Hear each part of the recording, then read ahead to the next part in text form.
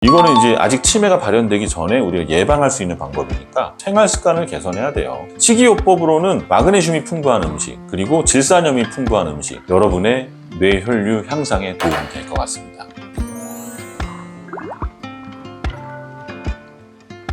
그러면 여기서 우리가 하나 알아야 될 게 있어요. 뇌혈류라는 걸 알아야 돼요. CVF라고 부르는데요. 뇌혈류라는 건 일단 뭐냐면 우리 뇌 안쪽으로 들어가는 혈액의 양을 뜻합니다. 뇌 조직 안쪽으로 단위 시간당 얼마만큼의 혈액이 들어가느냐를 부피로 우리가 정의를 하는데, 이게 중요한 이유는 조금 이따 설명드릴 거고요. 뇌혈류의 특징은 정상 수치는 성인이 평균 분당 100g당 50ml 정도 돼요. 그리고 회백질과 백질에서 약간 차이가 나는데, 회백질이 약 50 정도, 백질이 22 정도로 회백질이 한 2배 정도 높습니다. 그리고 얘가 자동 조절 기능을 갖고 있어서 이 뇌혈류라는 거는 또 압력이 변화하면서 일정 범위 내에서 늘었다 줄었다 늘었다 줄었다 조절을 하는 자동 조절 기능을 갖고 있어요. 근데 이 뇌혈류가 왜 중요하느냐? 뇌혈류가 뇌 기능 유지 굉장히 중요하고, 뇌세포에 산소와 영양분을 공급하고 또 노폐물은 다시 제거하는 중요한 역할을 한다는 겁니다. 그래서 우리가 보통 뇌혈관 질환이라든가 어떤 문제가 있을 때 변화를 가지고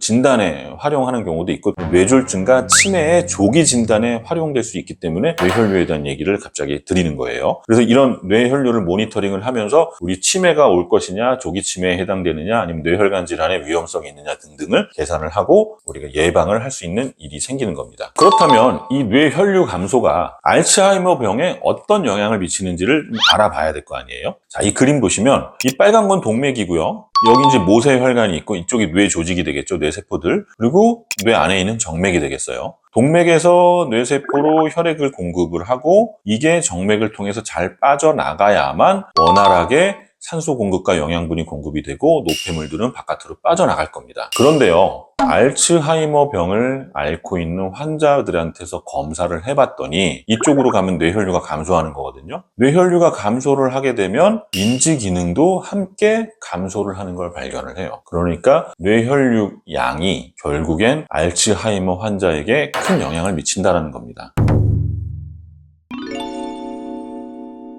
치매를 예방하는 두 번째 운동법, 손을 이용한 방법입니다. 먼저 손을 뒤집으면서 운동을 하는데, 이렇게 양쪽을 동시에 뒤집는 건 쉽잖아요. 이번에는 한쪽 손은 왔다 갔다 2번, 손을 2번 뒤집을 때 반대쪽 손은 1번만 뒤집을 거예요. 자, 이런 식으로 하는 겁니다.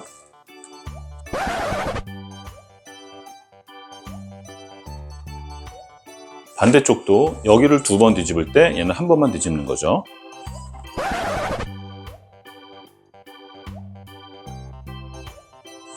이 운동 처음에 되게 어렵거든요. 천천히 따라하다 보면 치매 예방에 도움이 됩니다. 자, 이 그림도 보면은 여기 보면 페리사이트라는 게 있어요. 페리사이트라는 건 뇌 조직 안에 있는 모세혈관을 조절하는 역할을 하는데요. 알츠하이머를 앓고 있는 쥐의 대뇌피질 모세혈관을 싹 조사를 해봤더니 호중구라는 이런 세포들이 막고 있는 게 발견이 돼요. 여기 혈관이 막혀 있으니까 어때요? 그쪽으로 피가 안 들어가겠죠. 그러면 뇌혈류가 감소를 하면서 알츠하이머 병이 더 악화된다는 거예요. 그래서 이런 모세혈관들이 뇌 쪽에 영양분을 공급하는데 굉장히 중요한 역할을 한다는 걸 알 수가 있고요. 이 뇌혈류 조절에 대해서 일단 좀 알아보면, 대부분의 이 뇌혈류 감소는 주로 모세혈관에서 발생을 한다는 겁니다. 그리고 이 모세혈관 안쪽에는 어떤 혈관 저항이라는 게 있어요. 모세혈관의 기능에 문제가 생기면 전반적으로 저항이 올라가면서 뇌혈류에 큰 영향을 미칩니다. 앞에서 아밀로이드 베타에 대해서 얘기를 드렸잖아요. 아밀로이드 베타와 모세혈관이 서로 상호작용을 하는 게 밝혀졌어요. 모세혈관이 수축을 한다는 거는 아밀로이드 베타가 모세혈관의 수축을 유발한다는 거예요. 그러니까 그게 혈류를 감소시키고 그러면서 더 악순환의 고리를 가져오는 겁니다. 페리사이트라고 혈관의 수축을 유발한다 그랬죠. 이 아밀로이드 베타는 모세혈관 주변에 페리사이트에 작용을 한대요. 그래서 혈관 수축을 일으키는 겁니다. 자, 이 그림 보시면 아밀로이드 베타인데요. 이런 단백질들이 페리사이트라는 주변 세포의 독성 작용을 일으키고요. 그 다음에 활성산소가 만들어지도록 유도를 하고, 이게 결국엔 이 모세혈관들을 수축시킨다. 결과적으로 이 신경세포의 독성으로 작용을 해서 신경이 퇴행성 변화를 일으키고 치매로 발전을 한다. 그러니까 아밀로이드 베타가 굉장히 안 좋은 영향을 주고 모세혈관의 혈류도 치매에 중요한 역할을 한다는 거죠. 그럼 이제 결론이 나오죠. 뇌혈류와 알츠하이머의 관계를 정립을 해보면 알츠하이머가 생기기 전에 가장 먼저 선행되는 초기의 사건으로 뇌혈류 감소를 얘기할 수 있다는 거죠. 그러면 알츠하이머 병이 아직 진행을 하지 않았더라도 현재 내 뇌 안쪽에서 이런 모세혈관의 저항이 올라가면서 뇌혈류 감소가 일어난다면 10년, 20년 뒤에 나는 치매에 걸릴 확률이 높아진다는 거예요. 이렇게 혈류가 감소를 하게 되면 뇌 안쪽에 산소가 떨어지고 그게 신경퇴화를 촉진시킨다는 겁니다. 그러면 뇌혈류 감소되는 원인을 찾아서 제거하면 될 거 아니에요. 이런 뇌혈류 감소의 원인을 보면 아밀로이드 베타가 페리사이트의 모세혈관을 수축시킨다는 거고요. 그 외에 염증, 그리고 산화 스트레스가 혈관 기능을 악화시키고 호중구 같은 것들이 혈관을 막아서 이 모세혈관의 흐름을 차단할 수가 있다는 거예요. 우리 뇌가 에너지원으로 쓰는 거는 포도당이거든요. 이 포도당의 대사를 손상시키고 에너지 결핍을 유발을 시키고요. 이런 아밀로이드 베타 생성과 타우 과인산화를 증가시키고 악순환을 일으키는 결과를 낳게 됩니다. 자, 방금 얘기한 거 좀 정리된 그림인데요. 여기 보시면 ROS라는 이 활성산소가 증가를 하게 되고 이게 혈관의 수축을 유발을 해요. 이 수축된 혈관이 전체 뇌의 뇌혈류를 감소시키게 되면 포도당이 낮아지면서 뇌가 또 에너지를 이용할 수 없는 일이 생기고 이게 결국에는 아밀로이드 베타의 생성을 올려서 아밀로이드 베타가 올라가면 어떻게 돼요? 아밀로이드 베타 플라크가 형성이 되고 타우가 과인산화 과정을 거치면서 신경세포가 사라진다. 결국에 치매가 온다. 그러면 인지 저하가 발생하기 전에, 그러니까 치매가 발생하기 전에 뇌혈류 감소의 문제를 컨트롤할 수 있다면 치매 발생을 줄일 수 있다는 거잖아요. 지금까지 이 문제를 해결하려고 과학자와 의사들이 연구를 많이 했습니다. 그 결과를 보면은 첫 번째, 우리 연구에 조금 문제가 뭐였냐면 초기에 얘를 컨트롤하면 참 좋았지만 어느 정도 중증 치매가 온 상태에서 얘를 개선시키려고 노력을 했었단 말이에요. 지금까지 우리가 노력했던 약들을 보면 감마나 베타 세크리타제를 차단하는 약물도 썼었고요. 그 다음에 아밀로이드 베타에 대한 항체도 한번 만들어서 썼었고요. 타우의 응집을 차단하는 약물들도 만들어서 썼는데 여기 X표 보이죠? 다 실패했어요.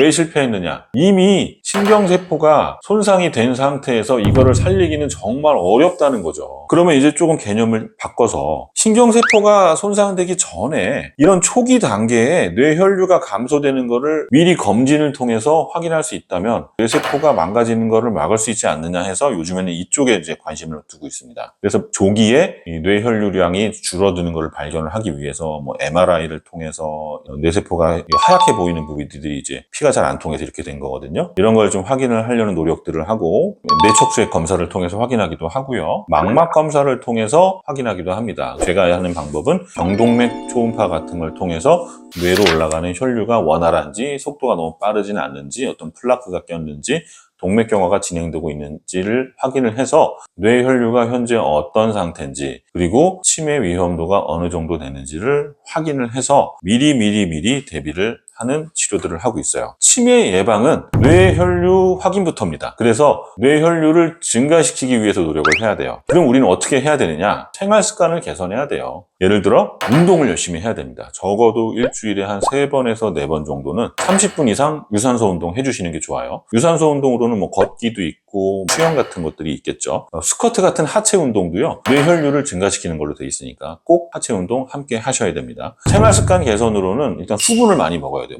물을 많이 먹어야 뇌혈류가 훨씬 향상이 되니까 피가 끈적거리지가 않으니까 모세혈관 안으로 혈류가 잘 들어갈 거고요. 소금 섭취는 조금 줄여주시고 그리고 카페인과 알코올도 조금 줄이시고 당연히 금연하셔야 되고요. 식이요법으로는 마그네슘이 풍부한 음식 그리고 질산염이 풍부한 음식 질산염이 풍부한 거로는 뭐 비트, 시금치, 녹색잎 채소 그런 게 있고 마그네슘이 풍부한 거로는 뭐 견과류, 뭐 씨앗류 이런 거 포타슘이 풍부한 음식은 시금치, 고구마 오메가3가 풍부한 뭐 생선 같은 거 드시면 좋고요.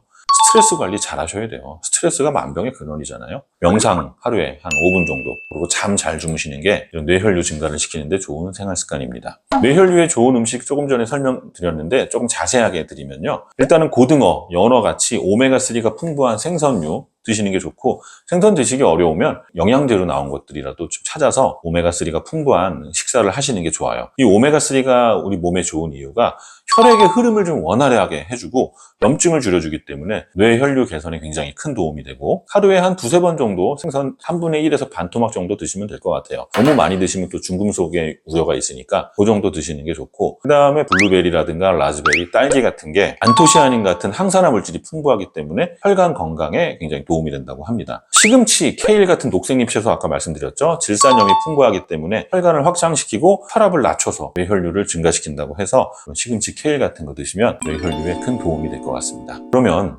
언제 병원에 갈 것이냐? 미리미리 가는 게 좋기는 하겠죠. 아직 증상이 시작되기 전에. 그렇지만 빨리 가야 되는 경우를 말씀드릴게요. 아주 경도의 인지장애가 생겼을 때 빨리 가셔야 돼요. 첫 번째, 기억력에 문제가 생겼다. 최근에 일어난 일 자꾸 잊어먹어요. 오늘 아침에 뭐 드셨어요? 글쎄요. 잘 대답 못하는 경우 있거든요. 아침에 내가 뭘 먹었는지, 어떤 국을 먹었는지, 어떤 반찬을 먹었는지 탁 대답이 나와야 되는데 그게 한참 생각해야 되고, 아니면 잘 기억이 안 난다? 벌써 최근 기억력이 줄어들기 시작을 하는 거예요. 아니면 같은 질문을 반복적으로 한다든가, 중요한 날짜와 약속을 잊게 된다든지, 이런 일이 생기면 기억력 저하가 시작이 된 겁니다. 빨리 병원 가서 확인해 보시고요. 인지 기능이 저하된다. 익숙한 길인데 갑자기 길을 잃어요. 아니면 간단한 계산을 하기가 어려워지고, 평상시에 내가 잘 하던 일인데 이거 뭐였지? 깜빡깜빡해요. 인지 기능 저하가 시작이 된 겁니다. 성격과 행동이 변화된다. 이거는 조금 문제가 생기는 거죠. 약간 우울한 기분도 들고, 그 다음에 막 기분을 내가 조절하기가 어려워요. 갑자기 막 화가 났다가 갑자기 또 괜찮아졌다가, 이때 문제가 올 수 있습니다. 이런 증상이 뭐 1개 이상이라도 되면 한번 가보세요.